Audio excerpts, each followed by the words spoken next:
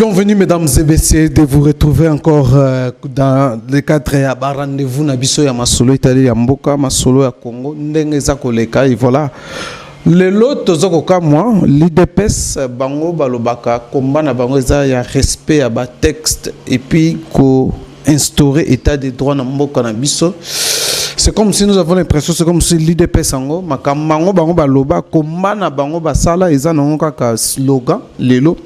Certaines opinions déjà balobaka yango peut comme constater yango c'est comme si état de deux ans un slogan voilà tout ça là qui n'a ba combattant IDPS oyo tokende ko solo bango par rapport ya ndenge bauti ko suspendre ba bourgmestre na ville à Kinshasa parmi les 8 bourgmestres suspendre il y a deux délits de l'IDPS aussi nomaki bango illégalement bango peut suspendre bango tout le monde qui lor il y a ndenge nomaka bango wana fetaka bien qu'il y a eu beaucoup de gens critiquer enfin comment l'IDPS peut soutenir acte moko ya violation il y a parmi mibeko ya mboka oyo Jantiningo bila nomaka bango et voilà lelo baoti ko suspendre bango il y a aussi une tranche ya ba combattant bazaka contre nomination wana et lelo ba suspendre bango ba combattant à la base ya IDPS bazoninga basa la revendication ba marcher pour ba rétablir les deux bourgmestre na bango oyo ngana bengo bazaki nommé illégalement toujours comprendre te état de droit yango tolanda aussi matinée politique il y a Augustin Kabuya ndenga lobaki que non ils vont sanctionner bateau yo bazo basali ba détournement toujours baté rôle bazo ko définir ba rôle na bango te en tant que ba membre du parti politique. Il y a Moka, Tolanda aussi, dans le cadre, il y a le 15 février, aux anniversaire IDPS, Mamsou Babi, chef de l'État, il y a chef de l'État, a déjà une institution. Il y a bon un parti politique, il y a violé, voilà les agents solo. Tout cela, il y a des combattants, Bolanda, Ndenge, Balobaki concernant, Bourgmestre.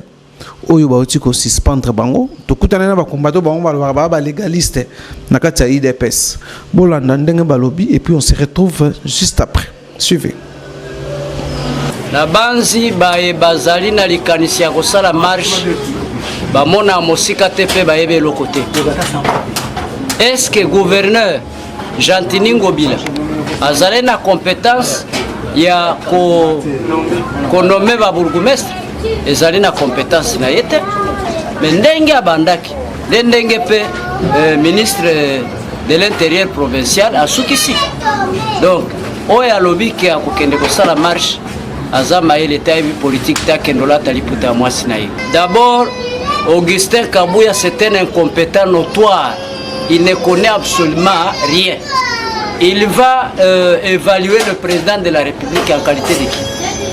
Est-ce qu'il y a une compétence? D'abord, il y a une IDPS. Azali légal. Osoyo kana ba texte légal IDPS, un président intérimaire, un secrétaire général intérimaire. C'est un foutron. Il ne comprend absolument rien. Donc, likambo ya ba bourgmestre. Biso to sepela katena banzi to sala émission wana po to yebi constitution to yebi statut na biso comment un président d'un parlement peut raisonner comme un rat auquel de soutenir l'illégalité compétence il y a nommé ba bourgmestre Zali président de la République en connivence na ministre de l'Intérieur Zali na gouverneur de la ville. Malgré l'être, il y a le ministre intérieur qui va retirer les arrêts jusqu'à présent, les arrêts, les arrêts peuvent retirer. Est-ce que les autres ils seront déboulonnés, papa? FCC cache les coalition ou cohabitation? Les la coalition. Les la coalition. Les cohabitation. Parce que ceux qui ont la cohabitation, mais les tous ont ministère de mon côté. Mais la sagesse du président. À Salaki, par tous les moyens de la coalition. Parce qu'avec la coalition, nous avons obtenu certains postes ministériels. Merci Mingue Ndeko Ousmane, merci Bandeko Bolanda Bisso. biso base tosepeli na yango na ndenge bauti ko suspendre bango parce que bakotaki d'une manière illégale. Parce que gouverneur azaki na droit ya ko nommer ba bourgmestre to akosala ba permutation. Donc Ousmane eloko biso to bandai ko bunira état de droit, respect à texte et démocratie. Respect à constitution.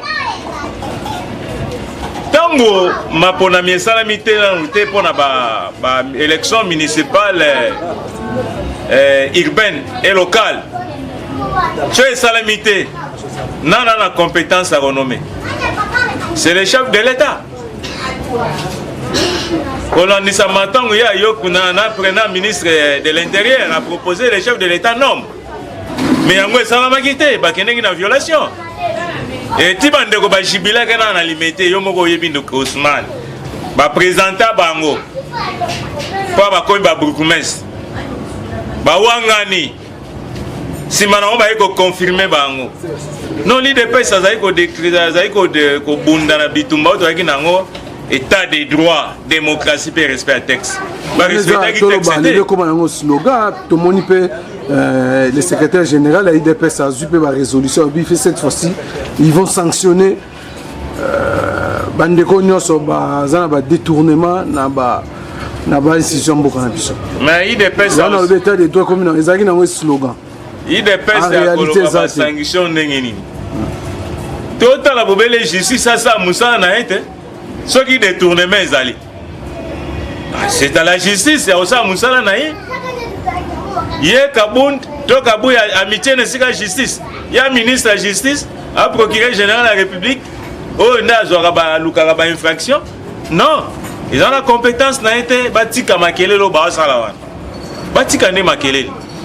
Bango ne balingaki situation ezana ndengo. Tant balongoli bango seke bazala bango pe ba incompétent. Bako kana bango sa musala te. Tozu lokola ya Selemba boum. Nzela 24 novembre. Ils ont mobulu. Salité dans les deux communes. Et là on y va ça. Basa le lot. Donc le lot. Ils doivent soutenir bango te. Moi ne ba combattant bali ba bima wana. Ba lukande ba combattant na bango ya IDP décision finale. Biso za IDP décision finale hein. Ba combattant de décision finale hein. Nde baza ko se regrouper. Pour ba kino soutenir ba na bango baza ba Lewis. Baza ba kuya bato ba yé hein. Ba ibi fonctionnement en partie te. Ba ibi liste tozaki na ngo ko menete. Ba ibi ni na vision chef de l'État ya le fait présent Tshisekedi. Bo biso to vandi sa idéologie na ye. Bango ba vandi sa kité ba yé ko ya ba continue de pèse par accident. Toujours pouvoir parce que naza mutu boye, il a besoin bomba bango clientélisme hein. Clientélisme des oboma bango. Ba zonga né dans le bon sens. Ba respecter. Tant ba pété loko wana. Parce que le ministre intérieur va retirer va arrêter na bango wana. Ba tchaki tembete. Ce ko e kwai. Ba ni ba banolela. Ba le latin. Ba zonga né na nzela. Biso ko ndimate violation à constitution ça. Bango va accepter qu'il y a un biso base ko pour dire que c'est la pyramide renversée. Mais une tranche il y a base pour base pour vous au Cabon. Il y a un lobby base on a base ya wapi base la décision finalité. Et ça base ya IDP c'est bar Tshisekedi té. Bo biso ne to na base ya IDP Tshisekedi. Ndé yango to telemela yango bilo na mba sala ba marche ya ko soutenir ba bourgmestre ba za ba incompétent ba quotidien de manière illégale. Na bato ba ko soutenir bango na parti bazwa ki pe bakota ki pe na ndenge ya illégalité parce que na IDP c'est président intérimaire azalaka te secrétaire général intérimaire azalaka te donc ba fonctionner dans illégalité et la ni bango il faut bazwa ka soro wana tokoki kolobate que à l'IDPS il n'y a pas de vrai cadre par le fait que on a suspendu un bourgmestre adjoint. Hein, il faut bien préciser un bourgmestre adjoint Oyo Azaki dans les quotas il y a IDPS. C'est-à-dire que je parle d'abord de bourgmestre adjoint parce que vous avez parlé de l'IDPS, il n'y a pas de vrai cadre, n'est-ce pas? Donc c'est pourquoi je fais. Il y a des incompétents. Il y a des incompétents. Non. Les membres de l'IDPS sont compétents. Seulement que na kati ya choix ya désignation ya bato bakende ko représenter biso kuna certains cadres de l'IDPS bazokendaka kozwaka bato oyo bazosepelisa bango mais bazotenir compte ya bacritère oyo ekoki kosala ke moto songolo a représenté biso te na niveau ya bainstitution. C'est ça le problème. Mais je vous dis que à l'IDPS il y a des cadres compétents. Ndengo yaka okoyebisanga te ke ko le bantu azali incompétent, okoyebisanga te ke Franz azali incompétent, okoyebisanga te ke doyen Francis azali incompétent, okoyebisanga te ke Jacquemain Chabani azali incompétent. Donc il faut pas mélanger les choses. D'abord naza komi tuna mutuna. Et ça la kindenge nini bourgmestre adjoint ya IDPS a comme place wana. Quelle a été la procédure? Je crois que le doyen a expliqué que babanda qui procédure ma vie. La procédure c'est d'abord le président de la République qui nomme le bourgmestre. À titre définitif, à titre provisoire, c'est le ministre de l'Intérieur. Mais comme il dit qu'un gouverneur a Kamata, a bourgmestre a nommé bourgmestre. Et puis IDPS c'est un grand parti. Local et Abisso, Bazara a 3 bourgmestres. Et puis bourgmestres sont dans la commune. Et puis Bazara combien de bourgmestres adjoints. Donc il faut comprendre que Kuna Ezaki Kop. Moi je ne vais pas entrer dans cette histoire-là de Balongola qui va gourmet. S'il y a des combattants qui jugent qu'il faut qu'il y ait un débat revendiqué, bon, il y a un lobby qui va même batambolaka. Et c'est là moi comme baté kamaka le ligne moroté. Donc bango bakoki kokende na bango.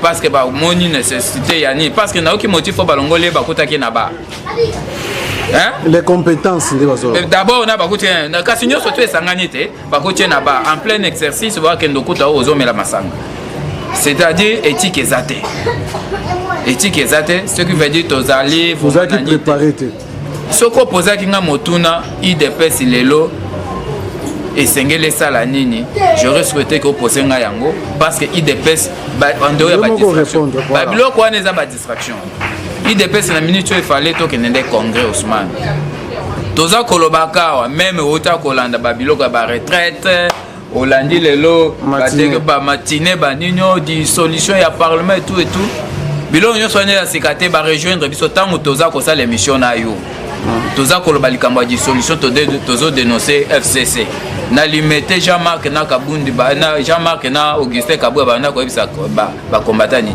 ba onyo soto bazali ko senga di solution o bazote FCC baza bandoki baza ba ennemi ya président de la République.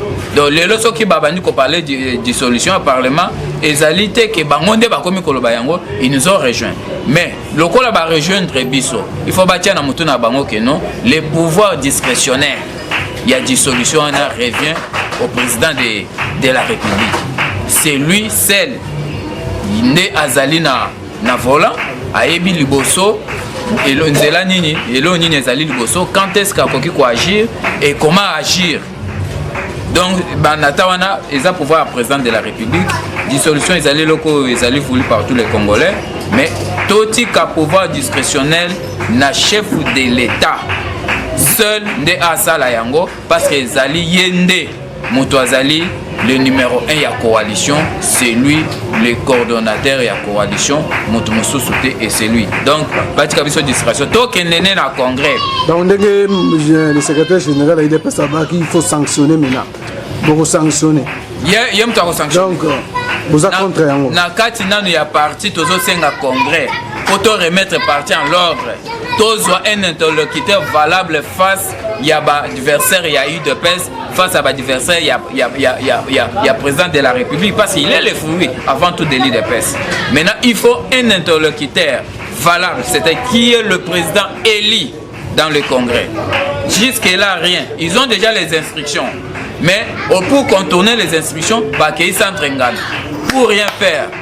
Un rassemblement qui n'a rien à voir avec l'UDPS.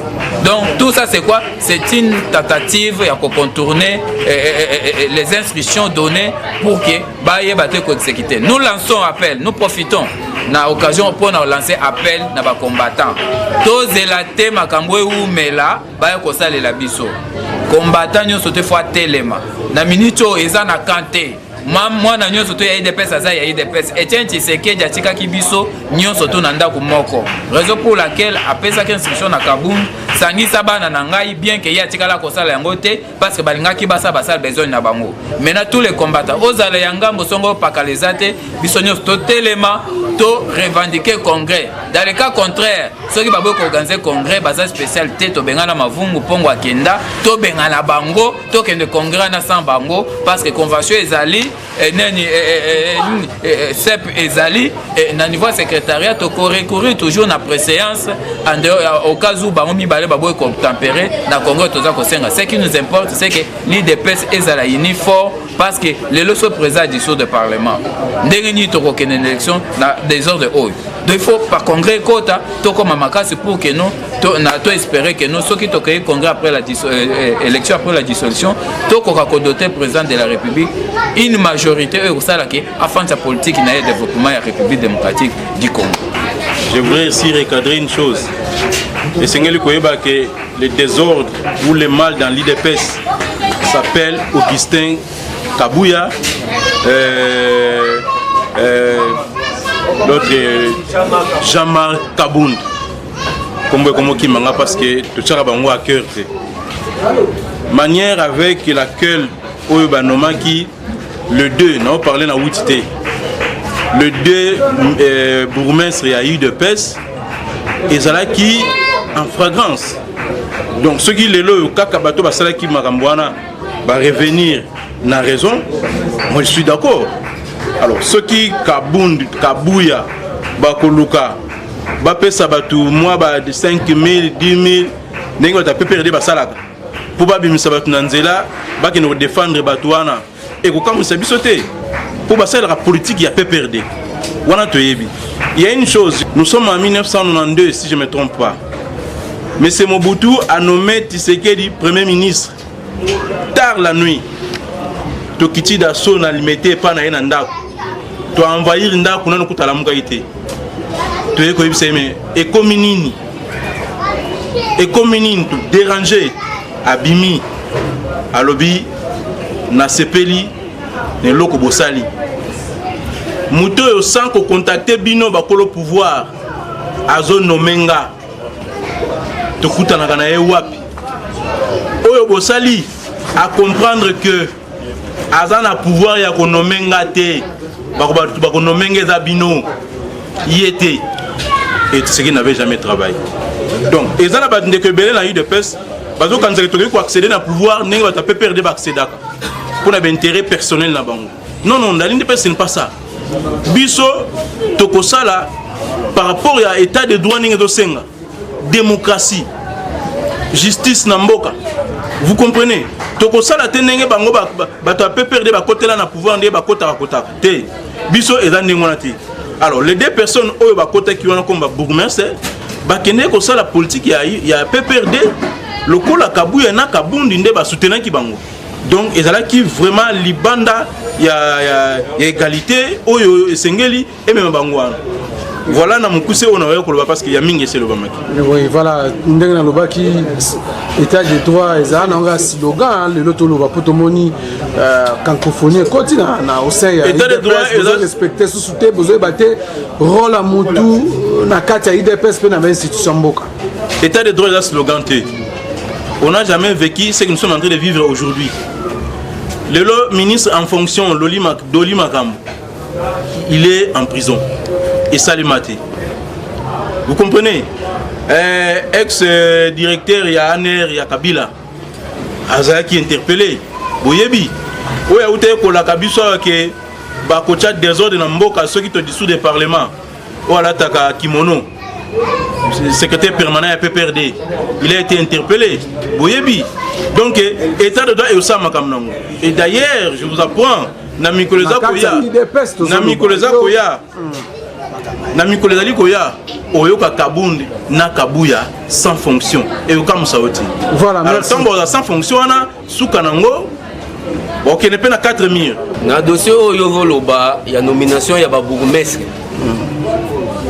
D'ailleurs, dans le banda Koloba, Dans le contexte où on nommé Bougumestre parce que jusque-là, on a organisé des élections au niveau municipal. Mais balobi que le chef de l'État nomme le Bougumestre en collaboration avec le ministre de l'Intérieur. Mais tant que Biloko wane salemi, balobi que nommé Bougumestre, il y a obédience à IDPS. Biso bana ya IDPS ba légaliste, to boyaki na biso likambongo. To sekaki pourquoi? Parce que to mona ki yango eza injure. Bana IDPS ba nommé bango ba Bougumestre. Le président lui-même n'a pas nommé. Biso tozo zelato ke na ba élection na niveau local. Ba nommé ba Bougumestre. Et ça là qui tolé. Ba vie ezalaki partagé. Yo yaka awa na bato IDPS balobaki eloko wana, il y a eu des gens qui étaient contre. Biso tant que ba légaliste to boyaki na biso ngo. To monaki yango ezalaki inji, to telemelaki yango. Mais bandeko na biso mususu. Moni na famille nyoso eza na bato yo bayebaka ko traiter makamba famille. Moi na famille so makambo bebi bato mususu nzamba pesa bango mayeli. Noko wana zanga mbongo me babengaka ye po ya retrouver solution pas za na maloba. Mususu azana mbongo azana eloko moko ti. Biso bato nzamba pesa biso mayeli. Biso bato to maîtriser lit ya IDPS pendant 37 ans. To lobaki que non eloko wana ko salema te ezali illégal. IDPS là na posa ba nommer ba Bougumestre te. Sont aucune élection na niveau local. Mais to rafle ba poste nyonso. Mania on essaie de magibiso to les contre yango mais to yokaki bande comme sou ba sepelaki pourquoi batanga ka statité ba yebi ni organisation ya IDPS ba yebi ni fonctionnement ya IDPS bazaka batu moko balanda lokwa mupepe donc biso toza bato to produisaka ba idée to réfléchissaka ba musu bazana bango to bengaka ba consommateur donc nous sommes parmi les gens que Tshisekedi a formés. Nous maîtrisons l'organisation et le fonctionnement de l'IDPS, sans oublier la constitution de la République. Malgré tout vote qui a voté, mais tout ça respectueux à la texte. Donc, le Rwanda Salemaki, to sepela qui te kondanaki, bande qu'on a vu son sous bas sepela qu'on est le Rwanda. Voilà, alors le IDPS, tout bien en état de droit, comment un slogan, ils arrivent façon à flatter la population. Que biso vraiment état de droit pour respecter les textes yamoka textes à partir de notre colobani IDPS.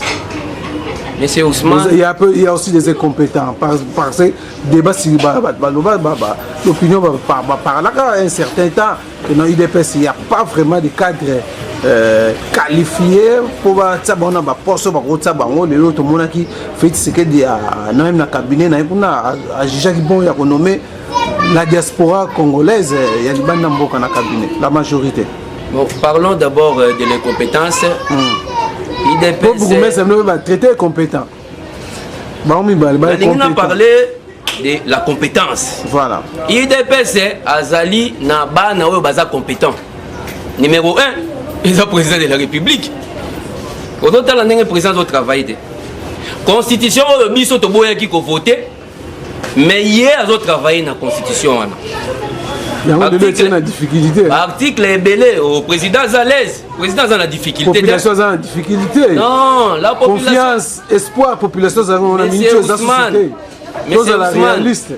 Je vous dis, situation est ça, les manakats, il y a Mboka Nabiso, ils ont le roi dans la famille. Dans la famille, maman moko boye, difficulté kotaka. Mais papa, nous sommes responsable. Ayebaka ko décanter situation wana naza ko senga na peuple congolais nzala o todo vivre lelo yo ezali conséquence ya IDPS na pouvoir té ezali conséquence ya PPRD la Muka MLC oye bien plus 4 té oye bien ko ngambudi $208 constitution et lobby na article 43 il faut bana batanga classe ofélé lelo ezawa classe ofélé té plus de 20 millions d'enfants 20 millions gouvernement budgétivore enseignant $220 tina ba intérieur babimisaki mbongo ya 1000 écoles batongi yango te Félix a tongi plus de 100 écoles na 100 jours à réflexionner na kati ya 100 école wana biso mtotia gratuité enseignement bangote bana ba respecter ngo lelo eza IDPS kende ko tuna fonctionnaire école musu na mona ki bana bakauka école à l'état et pas nga kuna na yolo lelo yo bana bazonge belé baninga moko na koyebisa yo baza bato ya MLC balobi ndeko na ngai voulu ou pas Tshisekedi asungi biso na kendeki pona futa $400 $200 wana na repese da témoignage vrai $200 na compte na commune na école balongoli kaka mbongo ya fonctionnement bazongiselinga $380 alobi ndeko na ngai na sombi provision na votaki Félix te mais Félix nzamba batela ye eloko musu na koloba na yo alors to conclure nini par rapport ya ba manifestation oyo ba combattant musu bazo projeter pour na ko réclamer ba remettre ba bourgmestre suspendu na ba poste na ba bon na situation tozali nango réclamation eza mabete réclamation ezali fondée na kati ya constitution mais oko réclamer pour quelle fin eloko yo moko monaki bien que ezali illégal ondimi yango siko olingo remédier olondimaka nasalaki mabe navandanie orevandike nini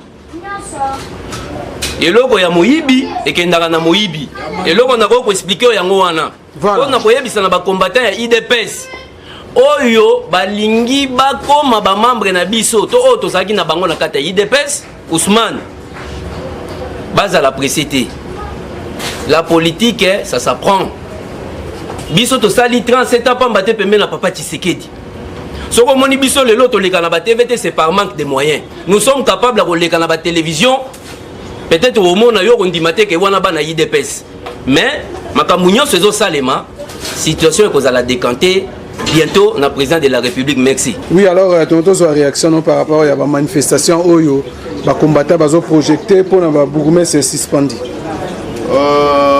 C'est vraiment regrettable. Il y a comment là que ba combattant acquis au changement, pas que nous ça la réclamation la constitution c'est la démocratie. Ba ko ça là mais nous à l'UDPS, il faut se poser d'abord la question. Ba bourgmestre na ba comment ba bande quoi ba bourgmestre ndé. Banomaki bangonde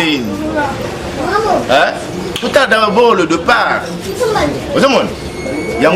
alors c'est vraiment regrettable et puis là aussi on a combattant sur IDPS ba oyo acquis au changement botika likamwa ndenge ezali wana ba suspendre bango bravo ba suspendre bango parce que bazaki légalement nommé bisika wana bazaki légalement nommé. Comment un gouverneur il y a la province à Kinshasa qui est nommé et puis il dépêche au béton beaucoup. Non, il fallait que c'est une élection comment on appelle ça municipale pour y dépêcher rafler ma poste ce n'est pas qu'il passe nomma qui va toi mi balé des provocations non ils allaient provocation c'était ça provocation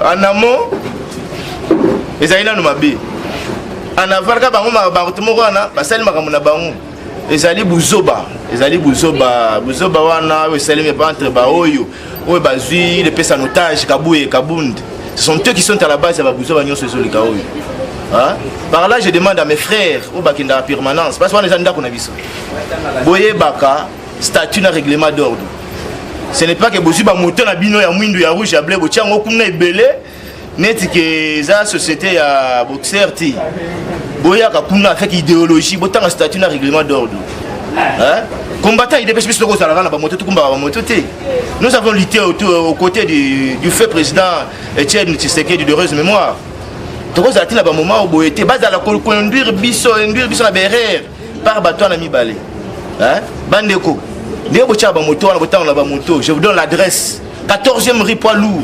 Allez voir, il y a UDPS décision finale. Beaucoup de UDPS décision finale, il y a Moubak et Toyebi, il y a Tchibala Toyebi, UDPS qui bat à Toyebi, mais UDPS décision finale, je vous informe, tant que vous voyez bien, mais vous savez semblant, c'est pour Kaboun de son secrétaire général. Ta plateforme était, déjà parti politique, siège à parti politique. Mais beaucoup de moto, beaucoup de belé, pour la confiance à UDPS, non, UDPS c'est idéologie. Il faut avoir l'arme de l'UDPS. pour défendre l'IDPS partout. Même pas ici à Kinshasa, partout tu iras, tu vas défendre l'IDPS. Parce que si on a la connaissance, il y a statut, un règlement d'ordre. On défend l'IDPS. Moi personnellement, je suis combattant l'IDPS, acquis au changement, fils de Tien Tshisekedi. Alors, on a été illégal. Voilà, mesdames et messieurs, botukolanda comment ba combattant ya IDPS ndenge to ba tranche mususu baza contre ba manifestation à suspension ya ba deux bourgmestres à IDPS wana ba mususu ba bifo ba marcher eza provocation à IDPS to suit son de cloche ya bande comme mususu bolandi bango commentaire ko sala ezate yango mpe tozo ko lobakaka état de droit ngo za slogan to ezanini donc tozota la kaka nous tozota la comment bazo fonctionner et voilà l'essentiel oyo tozaki nango il y a un reportage total comme ça là na ba ndeko ya IDPS en toi kata moi je vous dis merci na bien sort restez toujours fidèles sur Voice of Congo, abonnez-vous sur notre chaîne Voc Info TV et merci na Francis Paka oaza oasali ke bomo na nga pe na montage kuna tokutani mbala ya sima na numéro mususu bye bye.